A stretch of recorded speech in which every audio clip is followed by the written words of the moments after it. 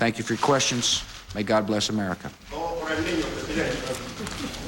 President Bush, live from the White House, concluding a news conference in which, among other things, he said he did not know whether Osama bin Laden was dead or alive. He called Osama, and I quote, the evil one. He said the FBI alert issued late today was in response to a general threat that he had no specifics. He warned Iraq's Saddam Hussein that Saddam is being watched. And he said the war on terror would take a year or two, but that the United States would prevail. And then at the end, with his closing statement, he asked every child in America to find a way to send $1 for relief, for humanitarian relief for the children of Afghanistan. Now, for those of you in the Eastern and Central time zones, the premiere of Survivor, Africa, is right up next. For those of you in the West, more news in just a moment. Dan Rather, CBS News, New York.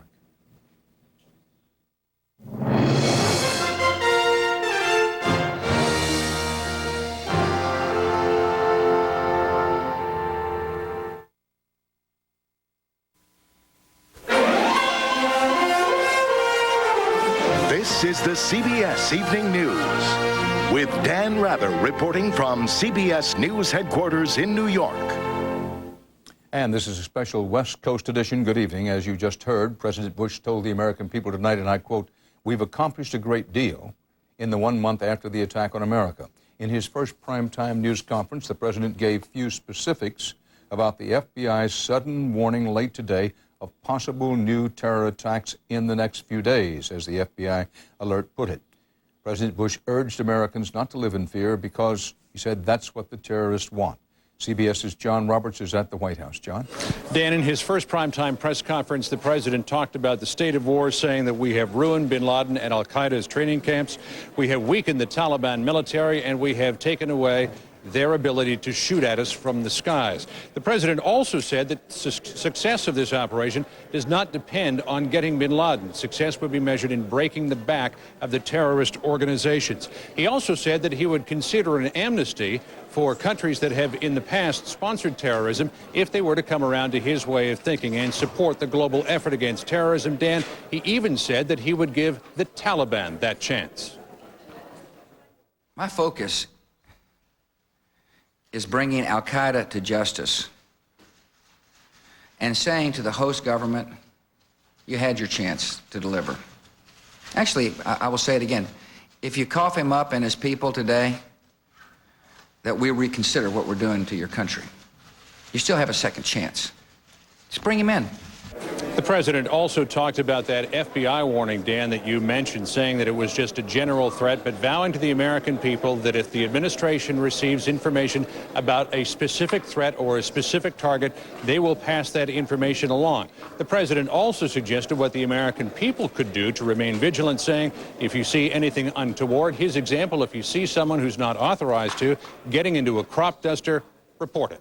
Dan? John Roberts live at the White House. Now for more about what's behind the new terror alert issued by the FBI, CBS News correspondent Jim Stewart.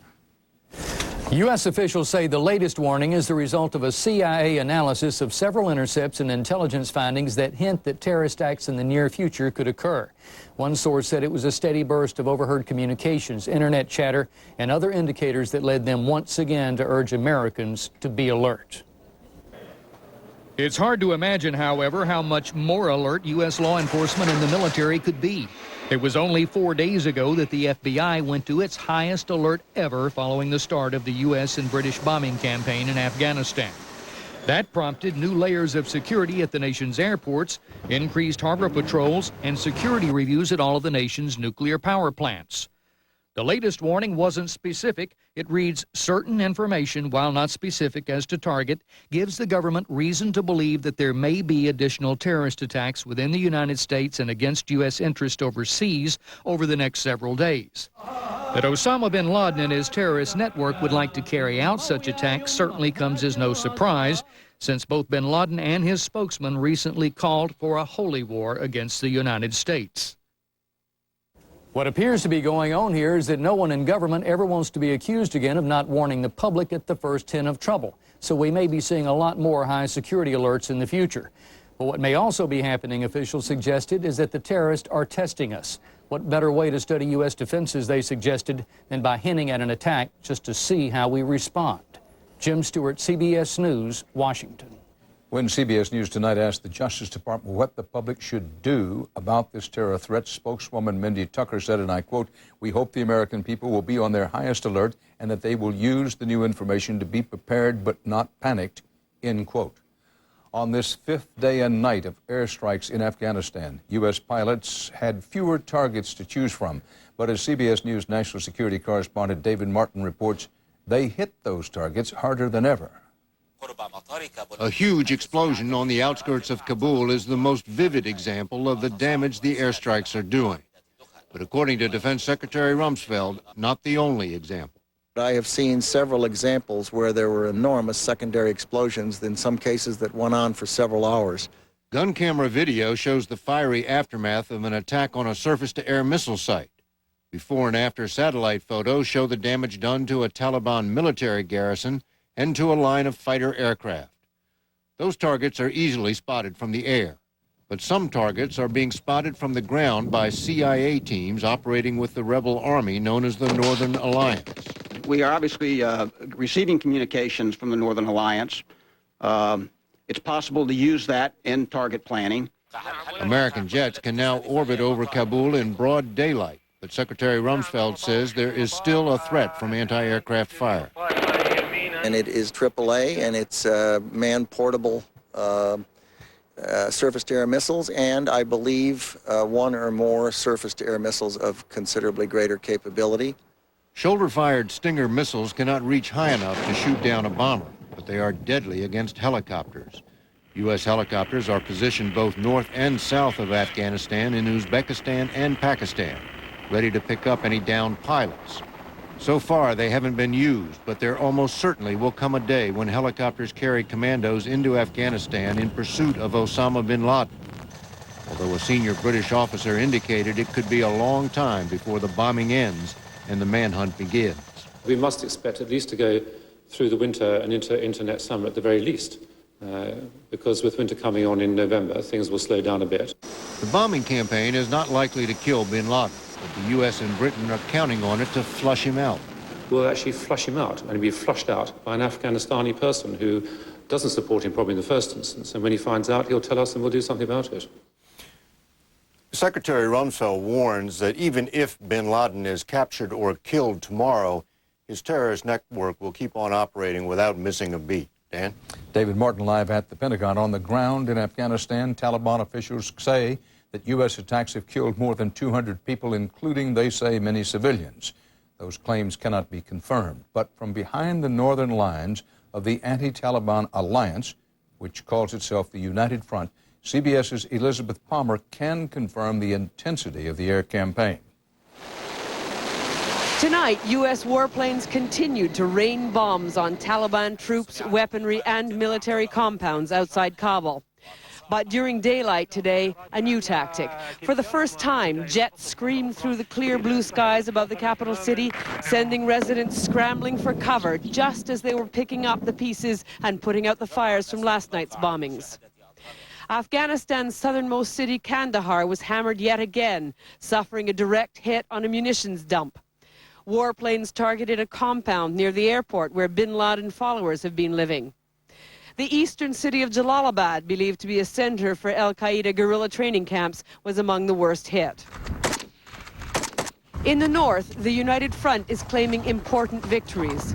Leaders say they've captured 2 major provinces and the main roads which have allowed them to choke off Taliban supply routes.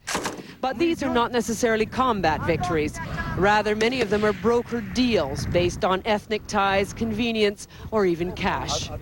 Qazi Kabir, the local commander here in Hojabahauddin, remembers how almost all of northern Afghanistan fell to the Taliban 3 years ago because many commanders simply sold out. Certainly money changed hands, he says, even though in Islam this kind of betrayal is a sin. But I'd rather not talk about the details. It's too dangerous. It's important to remember that the general who's made the most decisive gains for the United Front in the past few weeks here used to fight for the Taliban 5 years ago.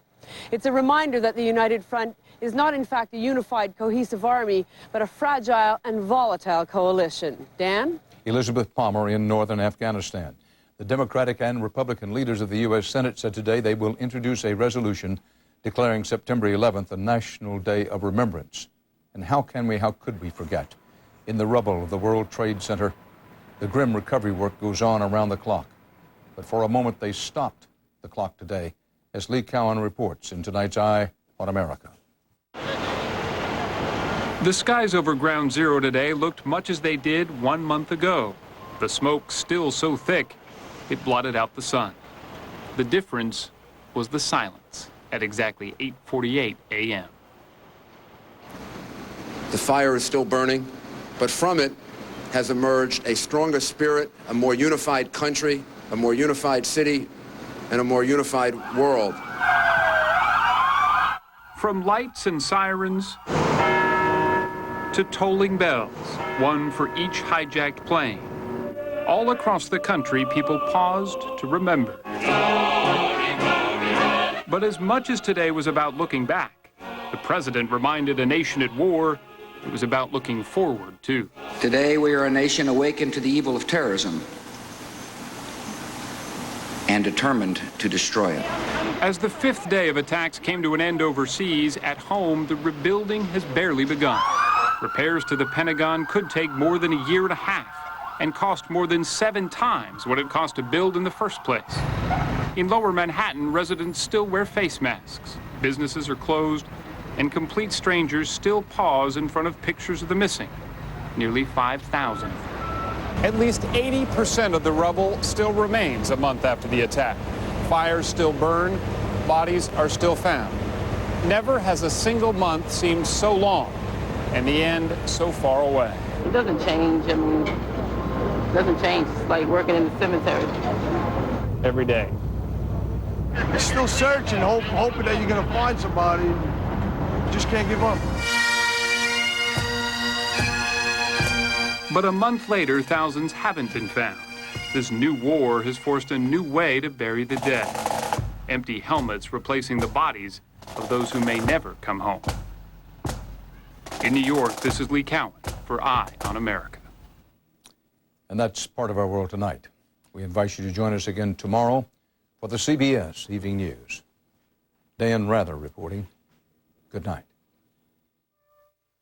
For news 24 hours a day, CBS.com on the internet and on our interactive partner, America Online, at keyword CBS News.